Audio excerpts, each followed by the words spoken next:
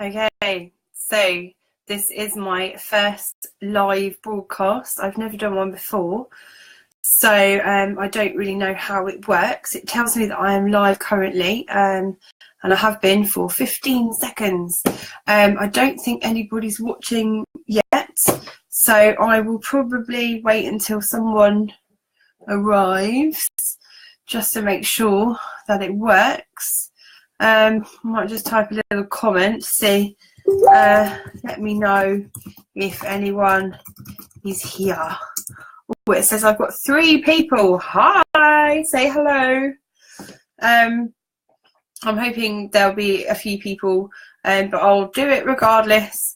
So hi Rachel. Hi, thanks for joining us.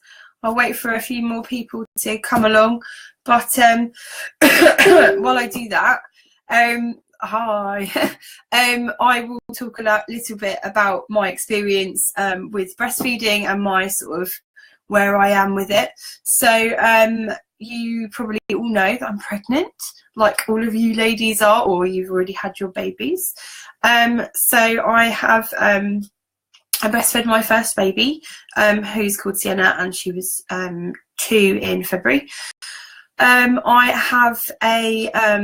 have some training as a breastfeeding peer supporter, and I've worked with lots of lactation consultants and breastfeeding counsellors for probably about 9 months now.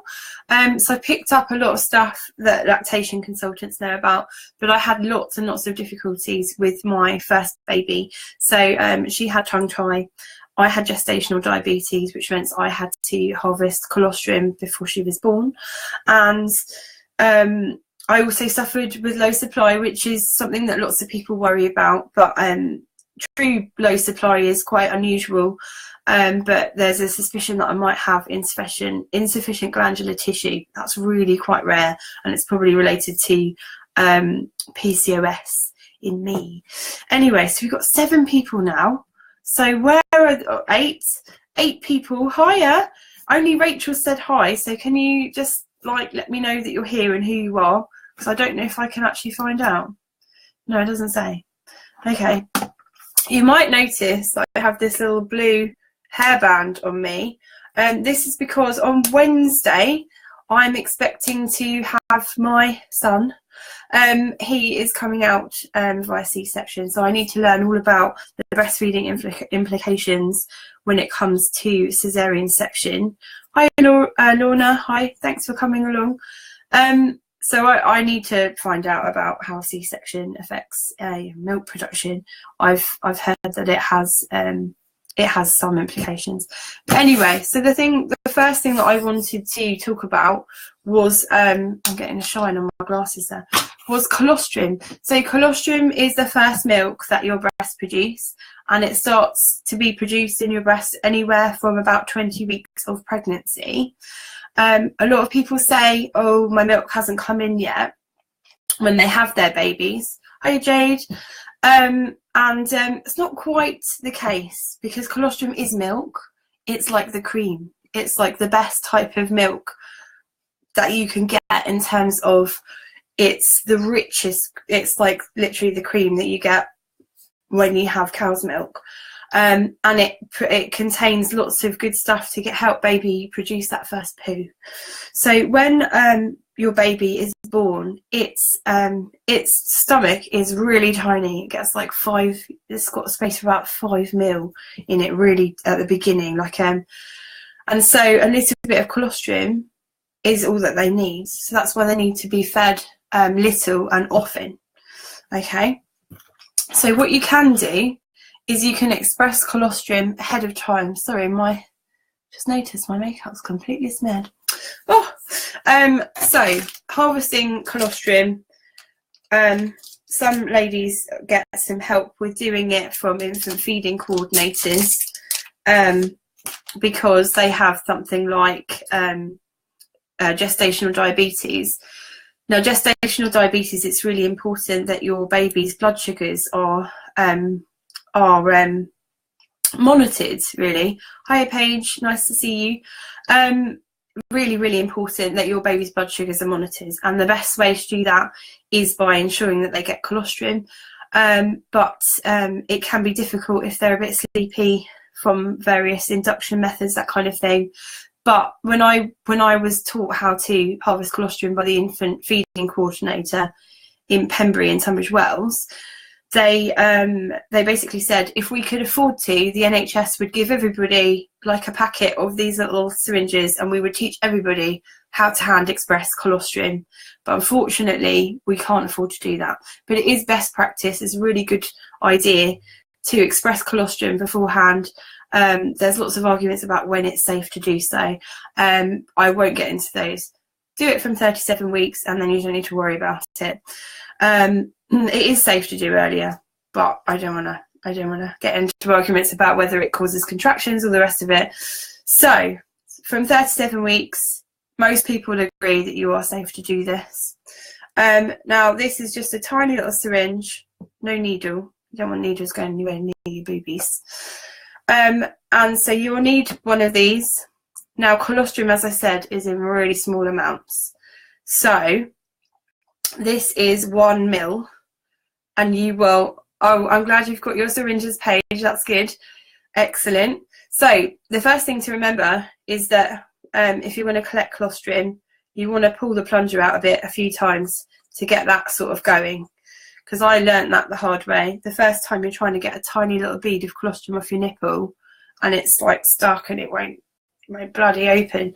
So knitted breast, my favourite friend. This is how I graduated. I graduated from my breastfeeding peer support, and I was given this lovely boobie. This is my knitted titty. This is a bit more appropriate than getting my own boobs out on Facebook, although, you know, I might do.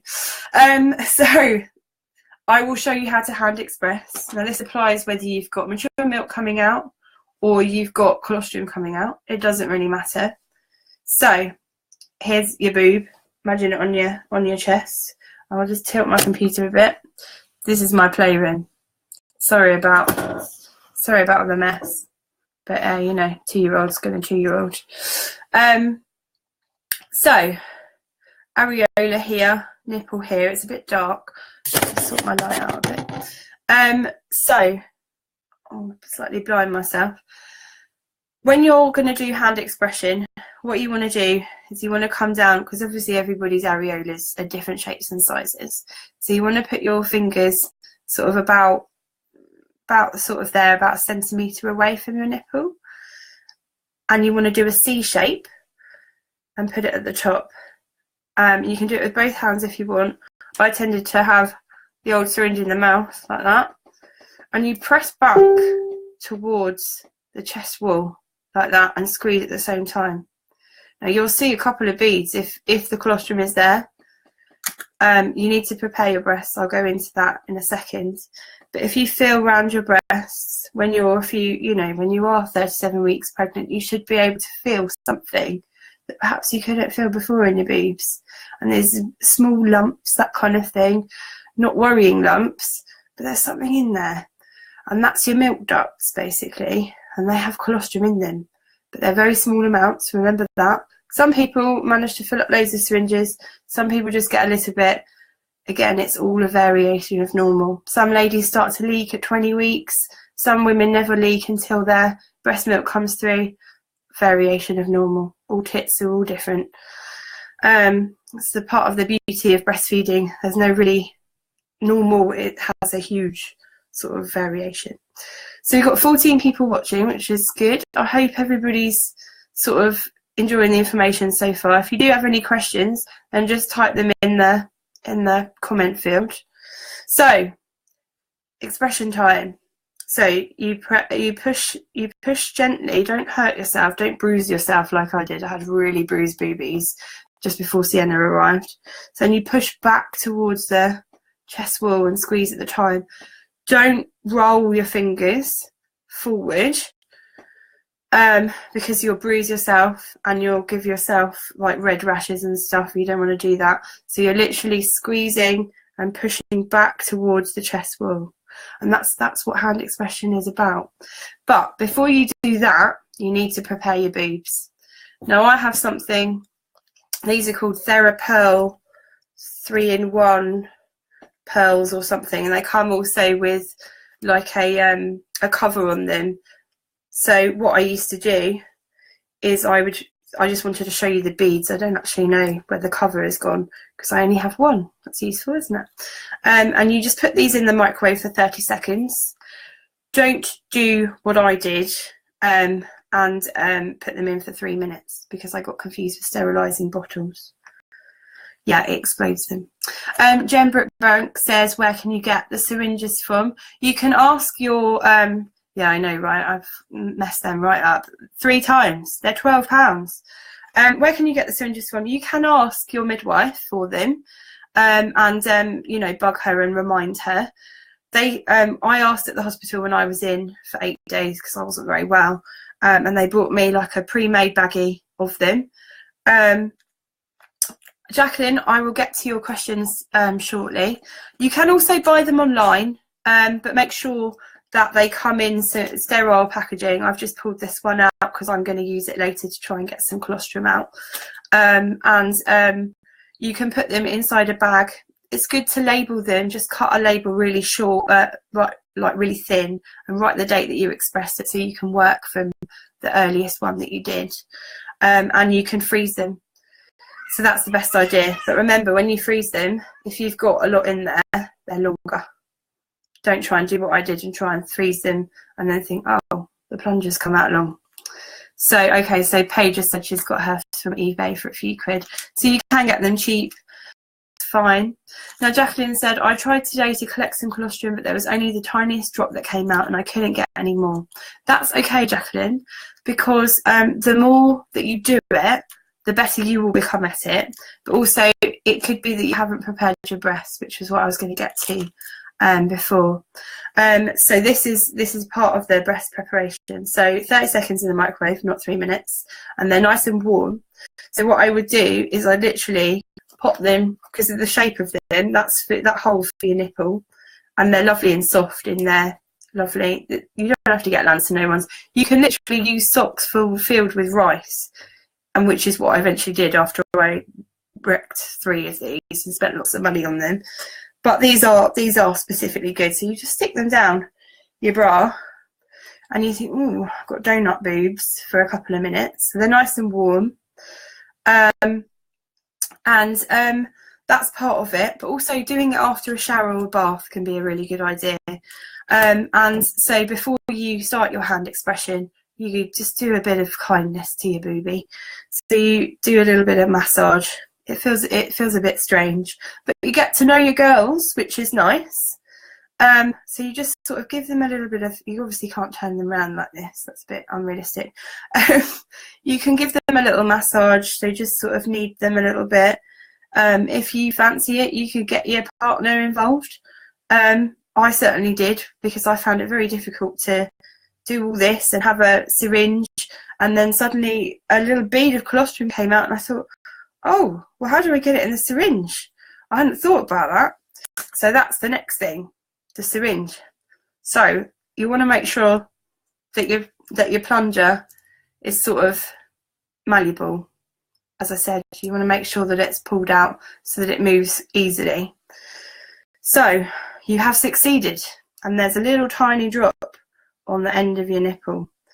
I won't use this because it's a bit dark and you can't see. So imagine that, let's use my thumb, it's a bit bigger.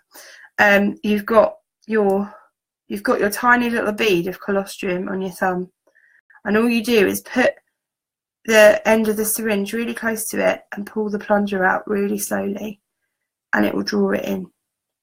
And sometimes, I mean, I've barely got any out this time, but I've been really stressed, so I think that probably doesn't help.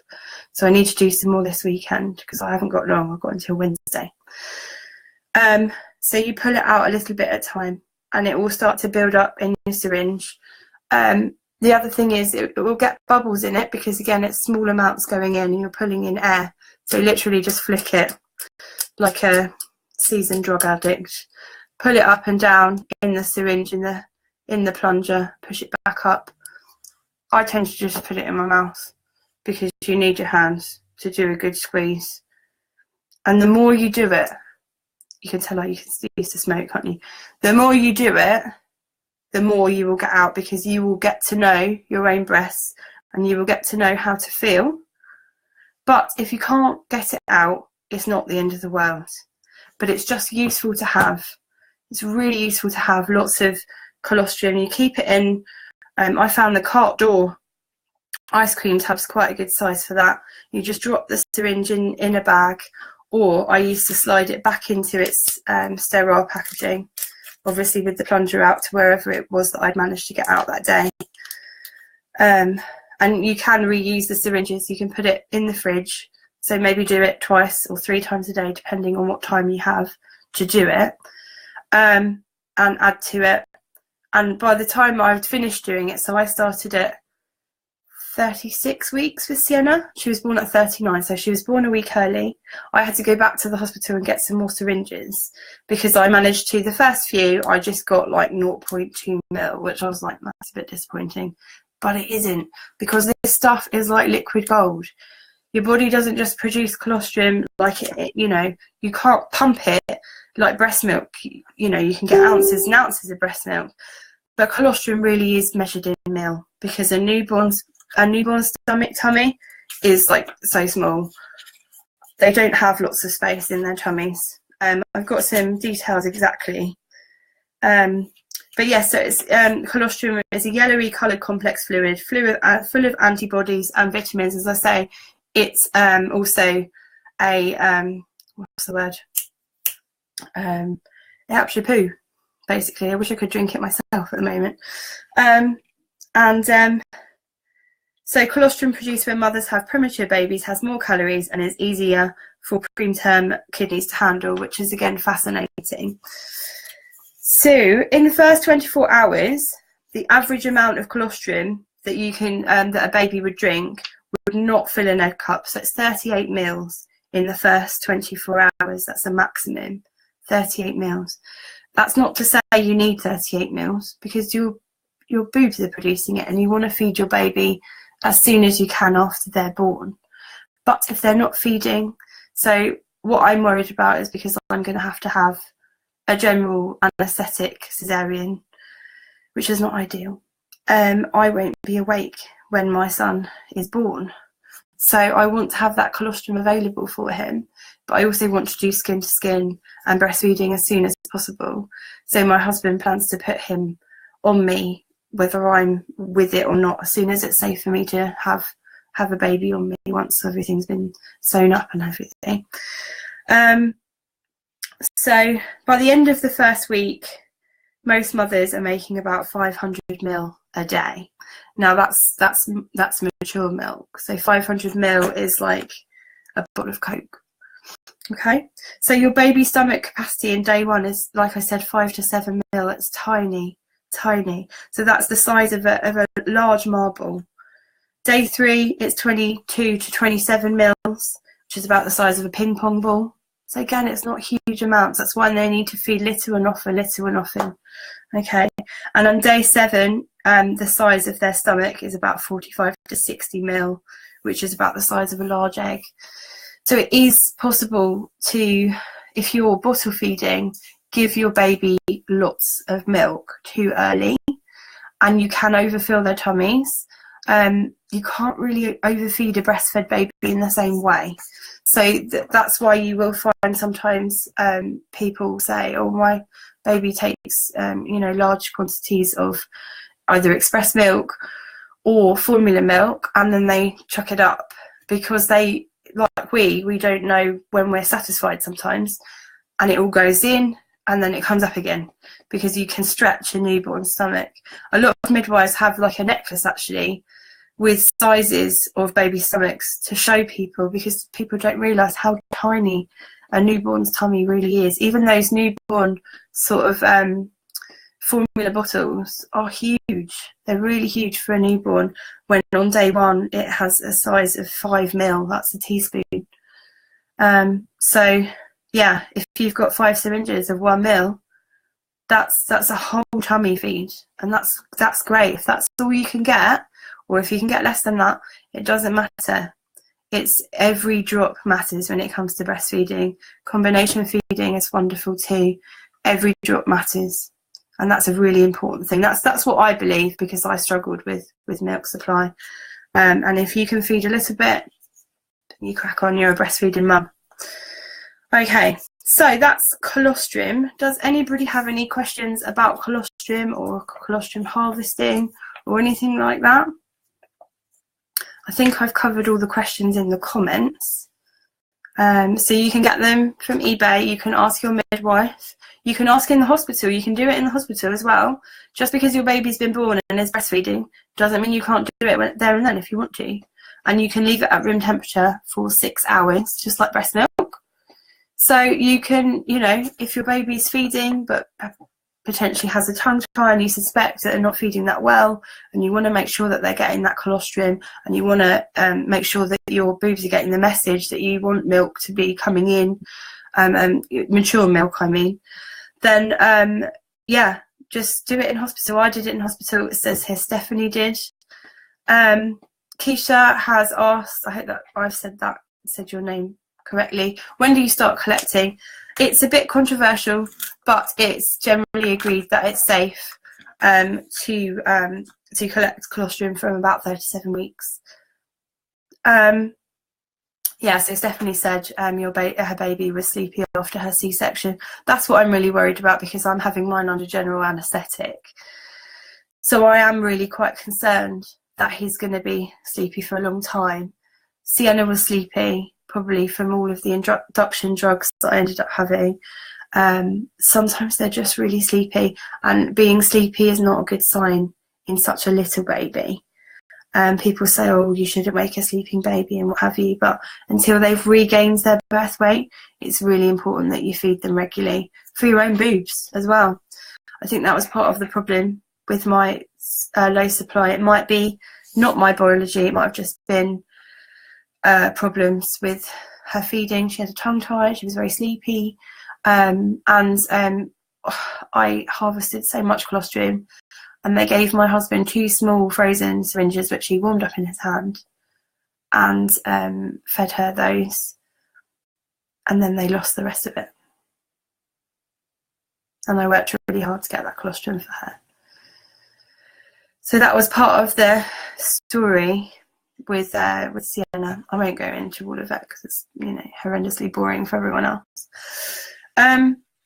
Okay, I'm going to move on to feeding cues, because I think they're really important.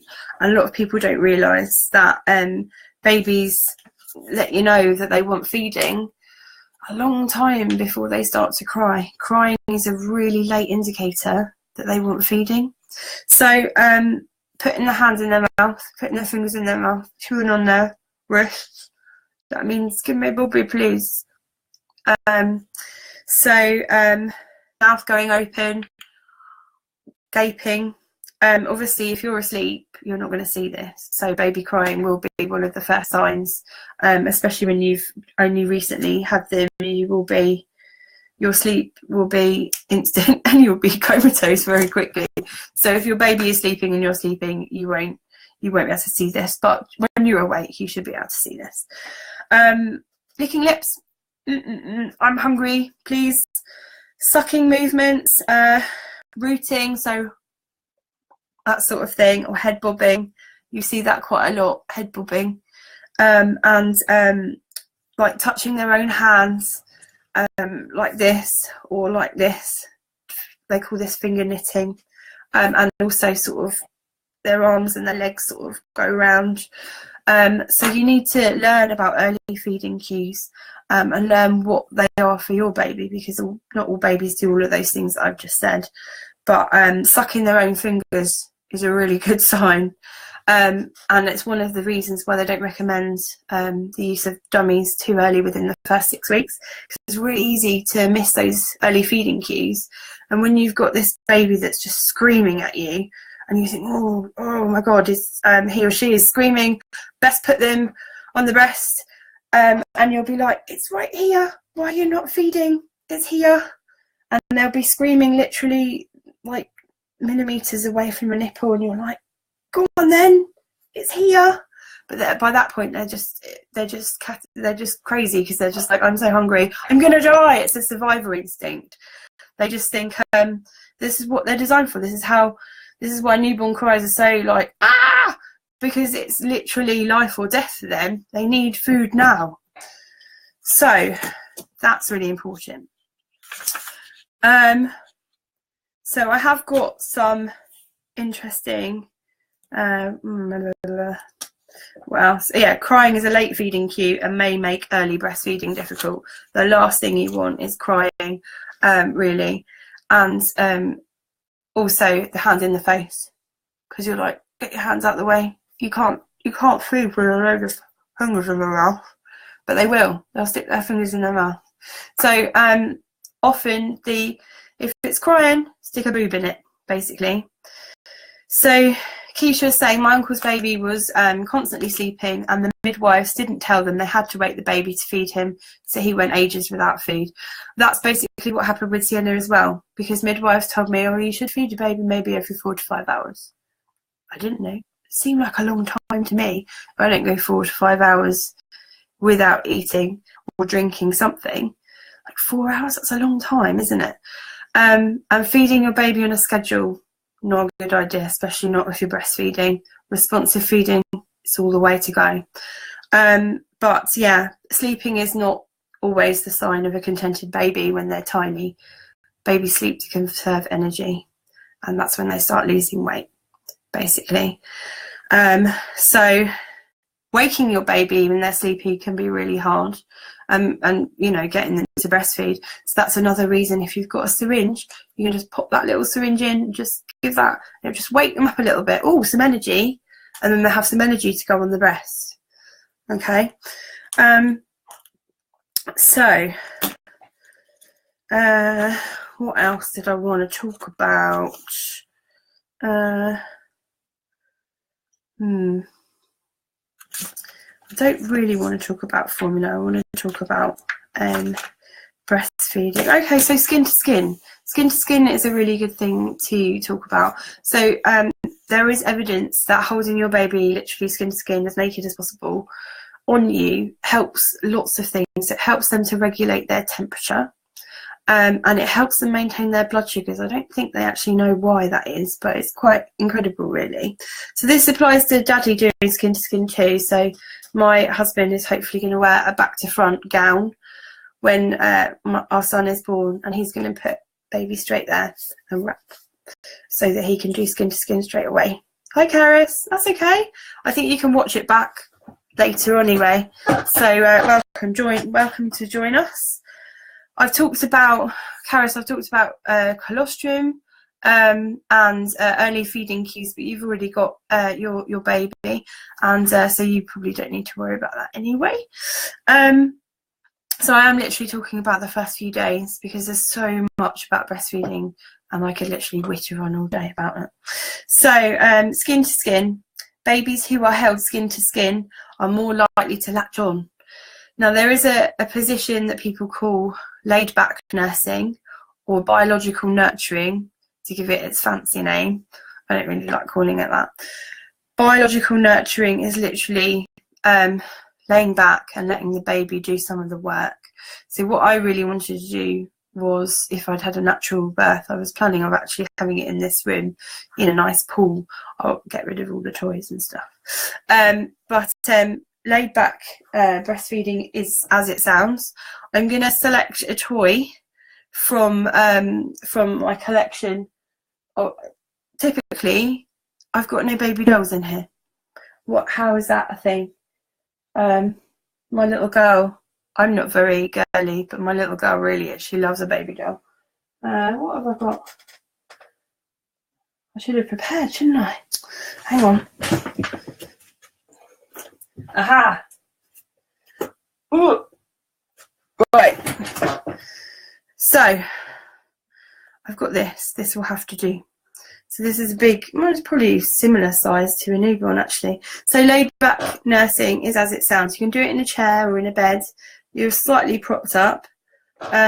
Excuse the belly. So when babies are first born, they're capable of doing something called the breast crawl. which is pretty interesting because they're literally able to smell breast milk, colostrum, and they also have, you know, their own powers of crawling, so they can do the breast crawl themselves and find the breast themselves. So if you want to see that, do have a Google, because it's quite incredible really to see a baby, you know, making its way up to the boobie. So biological nurturing is literally using gravity as your best friend to support your baby. It's quite good, I've heard, if you have had a C-section.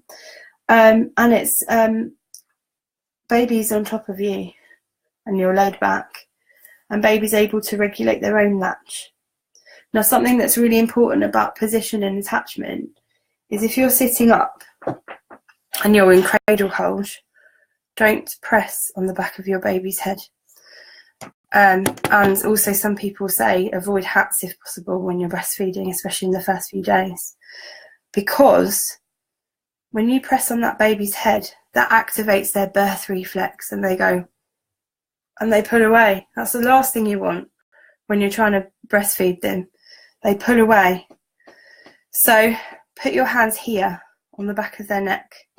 Okay, so that's really important, because the way that we're, you know, we're when a baby's head down, that'd be nice, wouldn't it? If babies was we're always head down. I'm not bitter at all. So baby's head down and has to come out like this because of the shape of our womb and our cervix. It's all a bit sort of, this is all back to front. It's all sort of backwards. If you look at a cross section, they have to go like that. So when they reach the right place, their heads go back to help them be born. So that's why pressing on the back of their head is just going to make them go, oh, oh, and away from the boob. So that's really something that most people don't realise. So, yeah. Where was I? Laid back nursing. So that's a good position, especially if you're tired. That's a really good one. So I've got some comments here. Fern has said, I had loads of issues with my first. He'd fall asleep on the breast after 5 minutes, and then he'd sleep for 25 minutes and feed for 5 minutes again. I felt like I couldn't go on. It drove me insane because I never got longer than 10 minutes sleep at once. He's now 2, and I'm due in 5 weeks. There's no way I could go on that way with baby 2. Praying this baby feeds a lot longer. It could be, if your baby was falling asleep, perhaps the position and attachment wasn't right, so he wasn't getting adequate milk in a feed.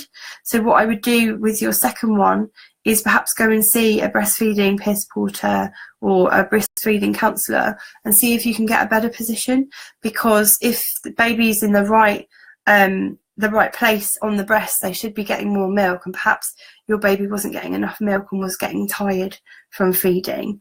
It's difficult to know exactly what's going on there, but a sleepy baby generally with newborns, it generally means that there's possibly a problem with how much milk they're intaking, because obviously they need milk to feed, to have energy, and they need to feed to get that energy in. So it's sort of, they need more energy coming in than expending when they're feeding.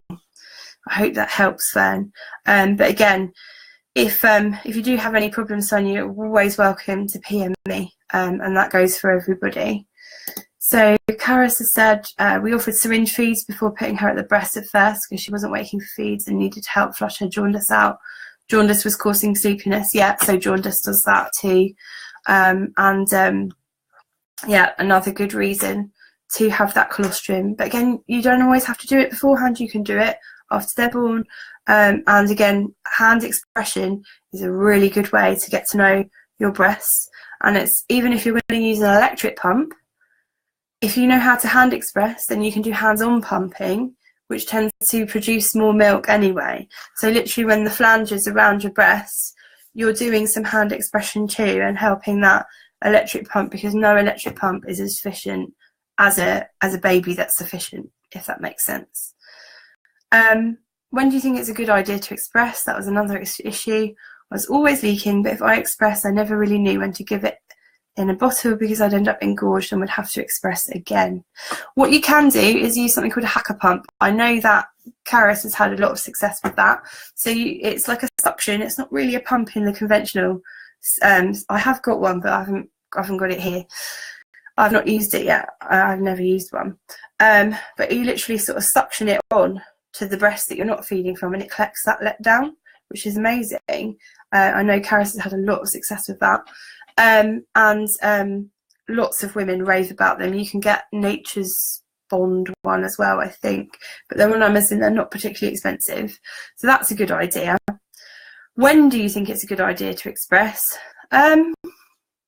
In terms of time, you don't really want to do it in the first 6 weeks because that's when you're establishing your supply. You can cause oversupply if you express before 6 weeks, and people talk about feeding the baby in the fridge. Now, it sounds good to have an oversupply, but it really isn't because it causes its own problems. So babies can be very windy if you have like a fast letdown, and if you have oversupply, you're just going to be leaking constantly. You're going to get that engorgement. If you don't get the milk out, you're going to get mastitis. So if that's not what you meant, and you meant like what time of day to express, express to make yourself comfortable. That's what I would say. So you can always hand express a bit off, but you really don't want to cause oversupply at all. And yeah, if you give a baby a bottle, then you've got to pump that time. That's the thing. I mean, some mums find that they have they express for like 1 bottle so daddy can give it, so mum can go to bed early. But again, I would wait a little while if you can do that to stop this engorgement issue. And mastitis is a massive issue. Mastitis is, I have never had it, but I've heard it's really painful, and it's to do with inadequate removal of milk from the breast when it occurs in lactating women. So if you are going to swap a bottle feed, you want to hand express at least a little bit off to prevent that engorgement. It's not comfortable at all. So yeah, I hope that answers your question, Fern. Any more questions, just pop them in. God, we've done 40 minutes already. I can't believe that. Okay, a common question, and one that women worry about all the time, and why people go to formula, is how do I know my baby's getting enough? Bit of a sore problem for me because I had to weigh up with supply issues and what have you. But there are ways of knowing. Basically, the easiest way of knowing is about what goes in has to come out again to a certain extent. So if your baby is producing the right amount of nappies for their age, and also the right looking poos or stools, then that is a good indicator, basically. So is the urine output age appropriate, and are they gaining weight, basically? So if they're gaining weight and they're following a line, but again, you don't have to worry too much about exactly following that line, but it's there as a guide to help you in the little red book. That tells you that they're getting a lot. But also you can watch them when they're feeding. So you want to be looking for good position and attachment. And there are videos out there that show you that. Jack Newman videos are really good. And I'll probably put together a little, I don't know, handout or something for those who came, or those who want it really in the group. So really good feeding, what that looks like. You want to see some full cheeks in your baby.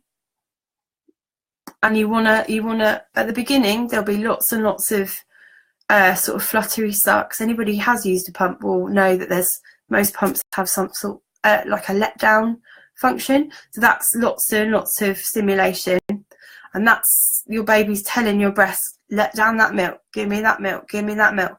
And once your breast has got the message, because the message has gone to the brain and the brain's gone, come on then you get the milk ejection reflex, and that's known as the letdown. Now, some women can feel this and they find it uncomfortable or weird. I never felt my milk ejection reflex. That's normal too. But some women feel the letdown. And that's when they know the milk is flowing. Then the baby's mouth movements change, and they'll suck a couple of times and then they pause and then they swallow. So their mouth is filling up with milk and then they swallow. Sometimes you can hear that's kind of like a little sound. But again, depends on your baby. You can also notice that them swallowing sometimes, depending on what position they're in. So there are ways of knowing that your baby is getting milk.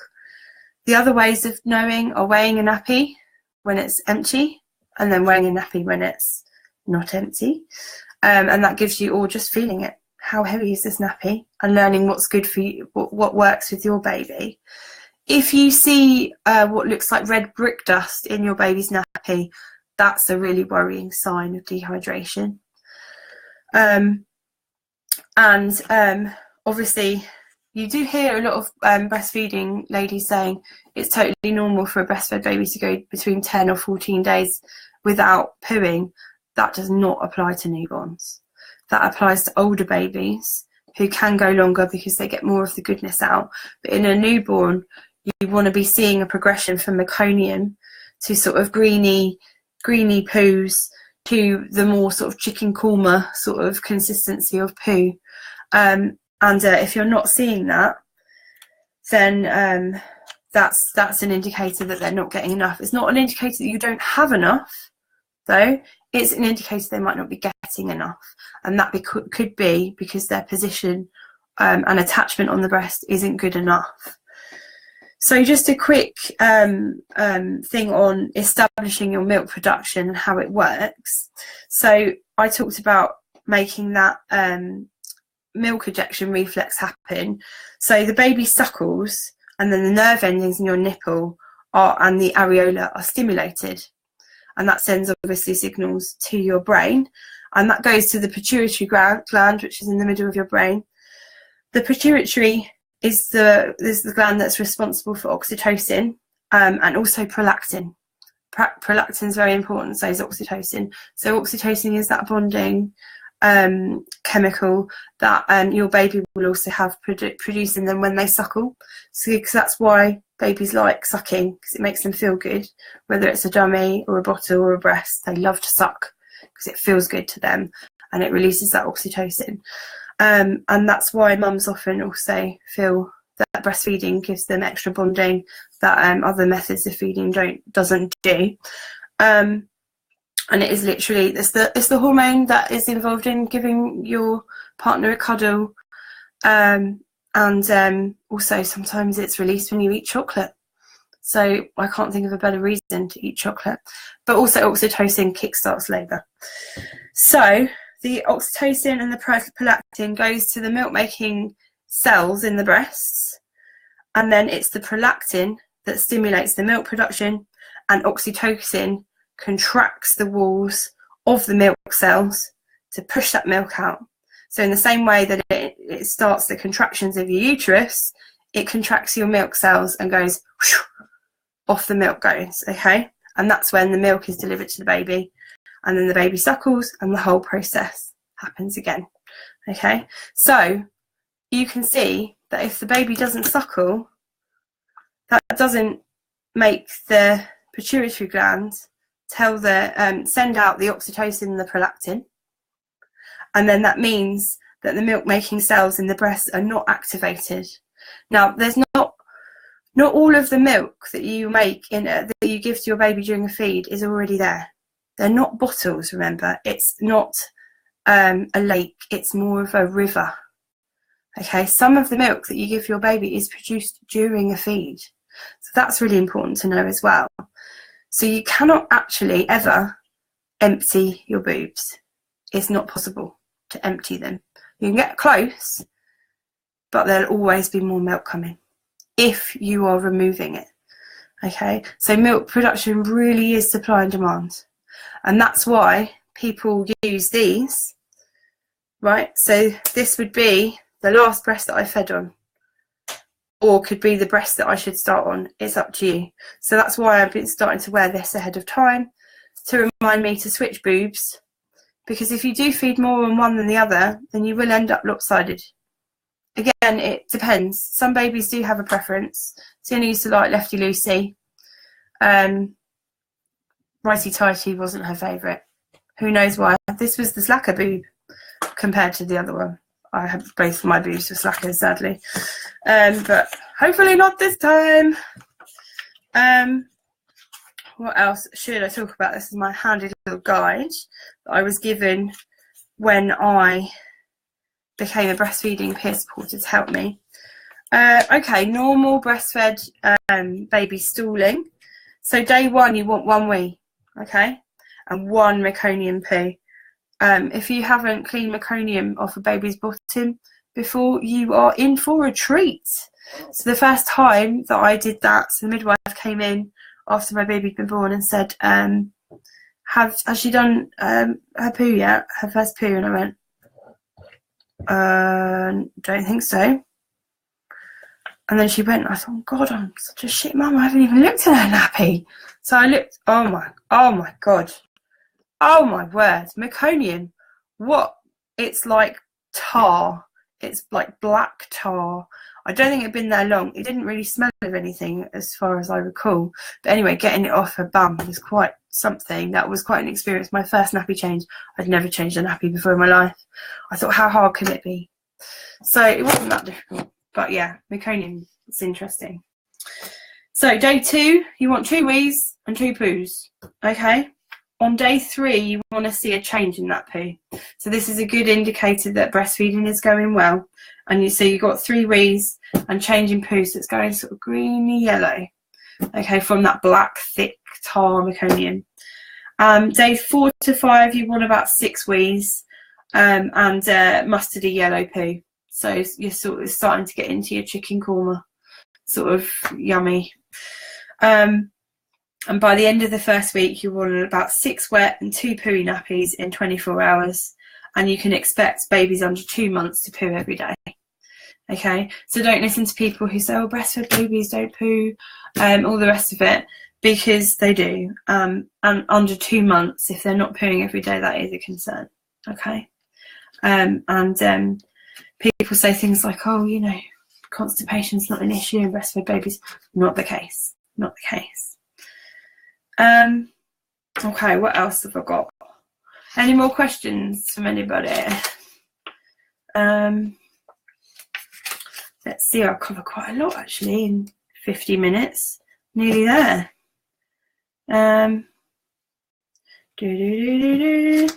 Just do some hold music for the moment. How often do breastfed babies breastfeed for? How long is a piece of string?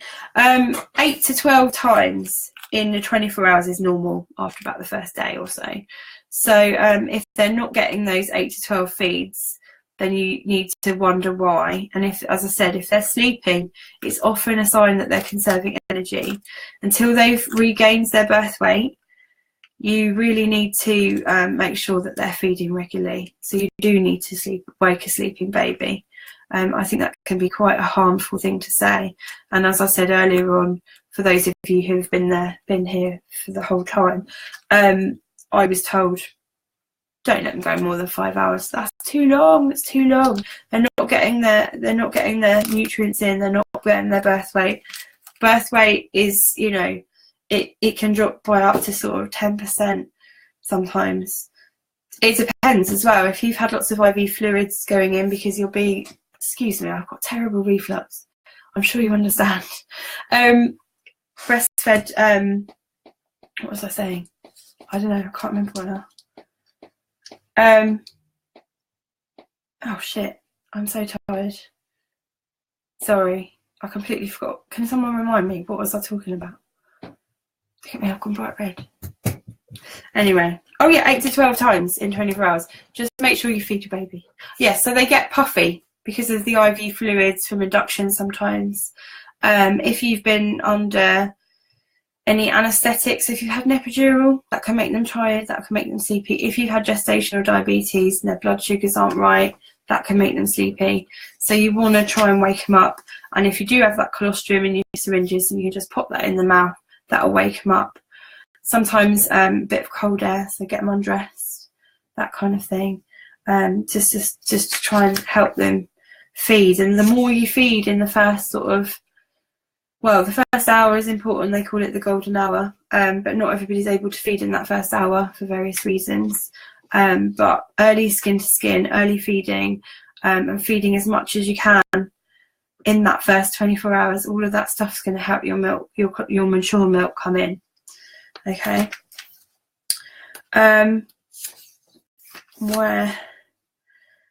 So express milk storage guidelines. These are quite important. So you can store it up to 6 days in the main part of a fridge. So don't keep it in the door, because obviously the door's being opened more often, and that's not the coldest part of the fridge. So keep it inside the fridge. You can keep it up to 2 weeks if you've got a little freezer compartment in your fridge. You can keep it in there for 2 weeks. But if it's in a normal freezer, up to 6 months. If it's sort of -18. This is nice guidelines. I might talk just very briefly, I've got a few minutes left, about tongue tie. Oh no, position and attachment. That's what I really wanted to talk about, because that's so important. So in terms of getting as much of the breast in the baby's mouth, back to the knitted booby. Some of you might not have seen my best friend. Needs a name, really. Anyone got any suggestions? So this is where I really sacrifice for all of you, because as I said, this is a knitted titty. Actually, I think it's crocheted, but that doesn't really work as well, does it? Crocheted? No.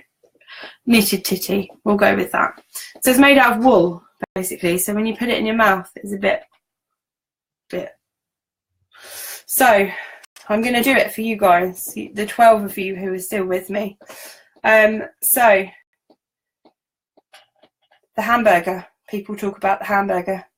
I look like I've had a few hamburgers in my time. So when you have your booby, you can help your baby to latch on it by squishing it a bit. We've got that C shape, remember, that we did with the hand expression. And this encourages your nipple to stand out a bit as well. If you're engorged, your baby's going to struggle to latch. So hand express a bit off first. Catch it in a muslin or whatever you want to.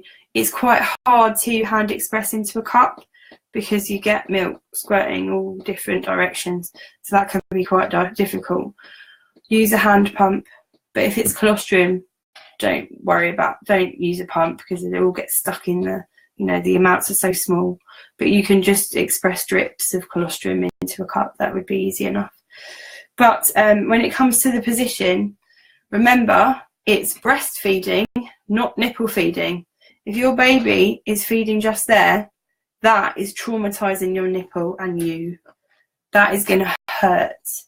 Now, put your finger here and follow it back. Don't make yourself be sick. Or use your tongue. Find where it turns from hard to soft, sort of somewhere around here. Now, in an adult, that's quite a long distance, obviously. But in a baby, that's a very short distance. Now, if your nipple is hitting your baby's hard palate, it becomes misshapen. It becomes like the end of an old lipstick, right? And it can cause ridges across it. It can cause blood blisters. That's what I had as well. And when your baby has a tongue tie, that's often what will happen. You'll end up with a ridge. You can end up with the blood blister. You can end up with very sore nipples, right? So if you've worked really hard on position and attachment and you're still getting those signs, look up the symptoms of a tongue tie. See if they match what you've got going on. Anyway, so good position and attachment. Your baby's lips are going to be around the bottom of the areola. So the bottom lip's going to be around there, and their top lip's going to be somewhere around here. Okay, so that's quite a lot, and it's known as the asymmetric latch. Okay, so because it's not symmetrical, right? And you want that nipple as far back into that soft palate as possible, because if it's in that soft palate, it doesn't hurt. It shouldn't hurt. Breastfeeding, I got told off on the radio for saying this by Julia George on BBC Radio Kent, to say breastfeeding shouldn't hurt. But if it hurts, it's indicating a problem. There's a difference between discomfort and hurting, remember. And also you've just had a baby, so you know your pain threshold levels are potentially different to what they were. You know, your understanding of pain is different. But you shouldn't have to battle through bleeding nipples and soreness. And if you're using vats of like nipple cream and all the rest of it, then you need to go and see someone to help you with your latch. And if that doesn't work, they need to investigate, does that baby have a tongue tie? Okay, so let's go back to the cheese or hamburger. So this helps your baby bullseye. The other thing you might not know is that you want to be putting your nipple nose to nipple. Okay, that seems like a long way from the mouth, but what it encourages your baby to do is it puts it right in their eyesight, because remember, newborn babies can't really see far in front of their face at all. They can see about that far, like, I don't know, I think it's about 6 inches. Well, that's not 6 inches. You know, they can't see far, put it that way. I don't know exactly how long it is. I think it depends on who you ask. But they can't see far. They can see your boobie and they can see your face if you're on the boobie. Okay? So, you're making it easy for them. You're putting the nose to nipple. The boobie's in sight. Babies feel happy. Okay? And it encourages them to open their mouth real damn wide. Okay? And when they do that, they go like this.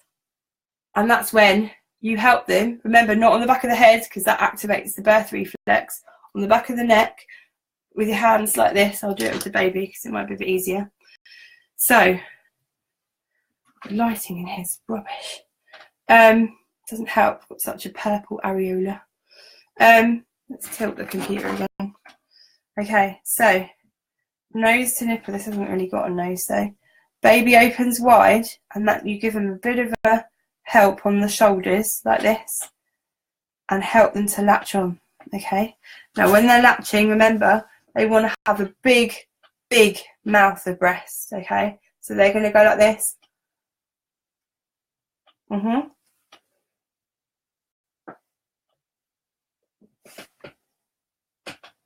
That's a big, nearly made me gag. That's a big mouthful of breast. Remember, it's breastfeeding, not nipple feeding. And that's what causes those full cheeks when they have a big amount of breast. And when they have a big amount of breast in their mouth, their tongue is able to do what we call peristaltic movement. Now, if you've ever seen a baby fall asleep with its mouth open, its tongue does a wave form like this. Now, tongue-tied babies can't do that because their tongues are like stapled to the bottom of their mouth, either at the front, which is an anterior, or right at the back, which is posterior. Now, anterior ones are quite easy to spot because the tongue is like heart-shaped because it's pulled down in the middle. But posterior ones can be really tough, and you need a professional to diagnose them.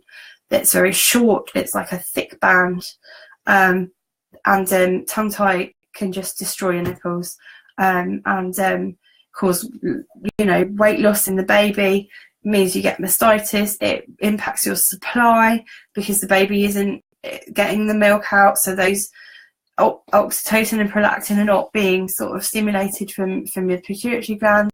So there's so many reasons why you need to get your position and attachment assessed if it's becoming a problem. So when the baby's able to massage the breast, then it's really getting the best feed. It's going to be less tired because it's getting lots of milk. You're going to be less tired because the baby will feed a little bit less often.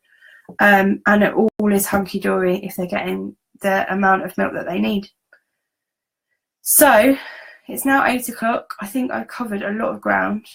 I'm also really tired and pretty hungry. So are there any other questions? Because if there aren't any questions by like 1 minute past 8, then I'm going to say sayonara and go and eat my dinner and continue to run around like a crazy woman because I'm having my baby on Wednesday. Nope, you're all being quiet. Is anyone even still there? I don't know. It says there are 12 people here. Oh, there are 13 people here now. 14. Hello, you're a bit late. I'm going to go now, but I think you can watch lives back. which is nice. I've really enjoyed this actually. I might do some more in the future. Feel free to sort of like PM me any questions you have. I can't promise that I'll be able to answer them instantly, but I can generally help a little bit. I've done a video chat with a lady. I've sent another lady some videos, and I've sent another lady some messages to help her. So I love doing it. I love helping people with their breastfeeding issues. That's why I was a volunteer breastfeeding peer supporter, and I've also been running Keep Kent Breastfeeding, which is the campaign to stop the cuts in Kent. We had well, sort of mixed success. We had a lot of success in terms of getting press attention, but sadly they have made the cuts.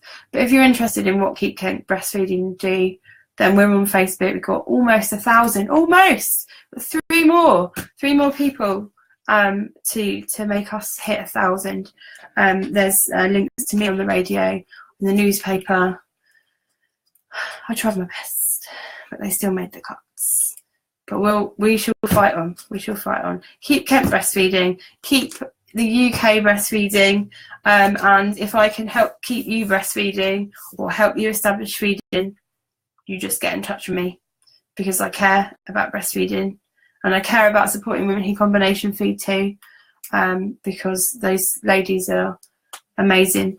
And I also care about women who have to exclusively pump. I care about all ladies, even ladies who want to formula feed and do a bit of breastfeeding here and there.